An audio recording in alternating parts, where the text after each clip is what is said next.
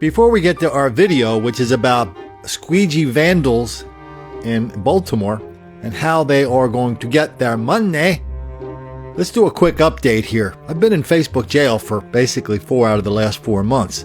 So if you see I'm not posting on Facebook, it's because I'm in Facebook jail. That means I can see everything on Facebook, but I can't reply to anything. I can't reply to your posts. If you tag me, I can't come in and say, hey, thanks for tagging me. If you send me a message, I can't reply to that. I can't do anything on Facebook. A few months ago, one of my buddies was coming through Wilmington, and he said, hey, Colin, I'm going to be at your train station. He didn't leave me his phone number. I went down to the train station, a buddy from Cleveland. I went down to the train station and kind of hung around for like 2 hours, hoping I could see him coming off the station because I couldn't talk to him on Facebook. So if you've been sending me messages for the last 3 months or tagging me and I'm not tagging back, I can't. Facebook won't let me. So keep doing that because I at least try to, if you mention my name or tag me, I at least try to acknowledge that. I mean, Facebook is what it is, and they're really cranking down on us. But if we can use it to get out our message, I'm willing to put up with this kind of inconvenience because what we're doing is just too important. We're exposing the greatest lie of our generation, the hoax of black victimization. And just because they're kicking us off Facebook, that doesn't mean we're not making videos. I post every day. I post over at minds.com/Colin Flaherty. I post on Twitter at Colin Flaherty. There's a lot of people taking my videos now and putting them up on YouTube. Easy to find over there. People put my videos out on BitChute. And so we're posting videos every day. If you can't find them on Facebook, that's because somebody kicked me off for some reason that we don't even know about. So go find them at minds.com. Come over to Twitter. Come over to YouTube. Find me over there. But here's the most important thing you can do if you want to stay in touch with how we document the greatest lie of our generation. Go over to colinflaherty.com and sign up for my email. Just put your name in a little box. Boom. Done.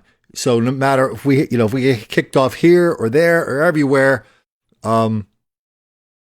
you'll know firsthand.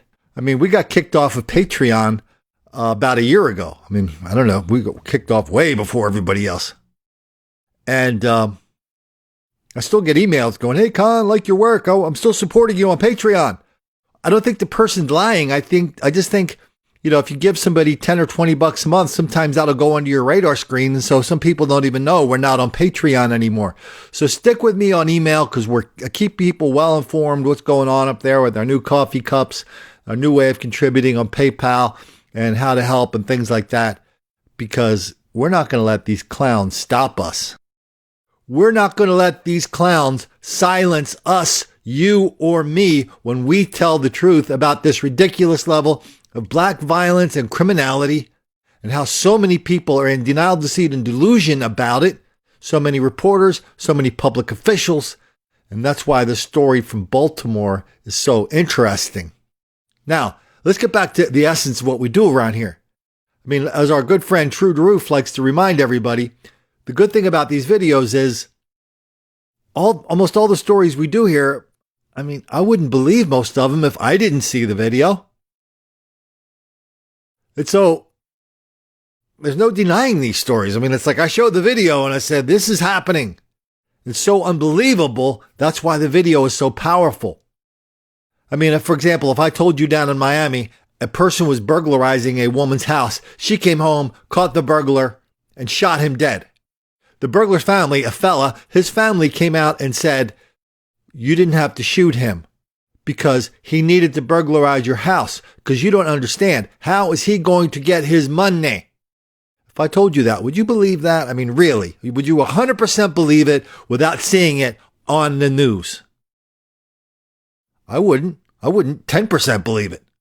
But here it is. You have to understand, you have to look at it from every child's point of view that was raised in the hood. How he gonna get his money to have clothes to go to school? Now let's head up to Baltimore, where basically the same thing happened on Christmas Eve.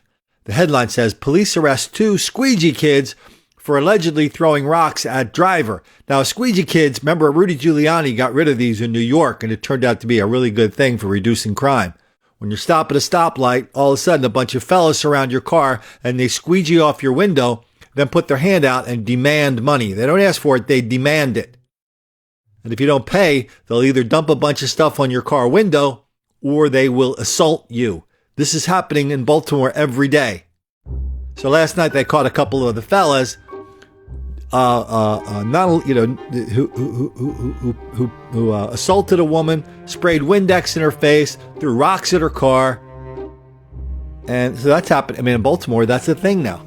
That's what people are doing at these. That's what the squeegee kids are doing, and they've done stories down there. But check out this part of the story. So they go down and they describe what happened, blah, blah, blah. Now let's have the Baltimore Sun come in and explain it all to us. The city's squeegee kids wash windshields at intersection in exchange for tips. Yeah, that's called extortion. Sorry. The practice has stirred heated debates in Baltimore, with leaders questioning how to support the window washing children and address the factors that drive them to busy intersections in the first place. Wow. I'd like to say the Baltimore Sun is making that up, but it's true. The mayor wants to know, then the kids want to know, how are we going to get our money if we cannot stop, harass, vandalize, and assault drivers, mostly white people, lot of white people in Baltimore? How? How is that going to happen?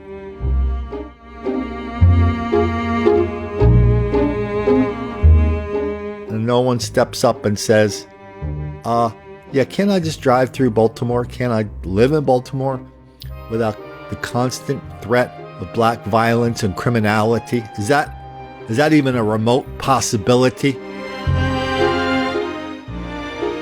We talked about that in Don't Make the Black Kids Angry, where a woman wrote a story called Baltimore, You're Breaking My Heart. She wrote this story about this kind of white urban pioneer moving into a gentrified neighborhood. She thought it was going to be goodness, sweetness, and light. And she said, yeah, it's pretty nice, but man, there's a lot of crime around here. And she didn't even mention the race thing. She just said, yeah, it's a lot of crime. She tried to ignore that who was responsible for the crime and who were the victims of the crime. The next day, Baltimore erupted. All the black intellectuals of Baltimore, from the magazines to NPR, they started writing and tweeting and Facebooking and posting on their blogs, saying anybody who lives in Baltimore and has an expectation of safety in Baltimore, that's just one more example of white privilege, because, hey, black people aren't safe in Baltimore. Why should you be safe in Baltimore just because you are white? Please, sir, I want some more. That's how they roll down there. And anybody who challenges this idiocracy kind of thinking, well, they better be ready, because they're going to make the black kids angry.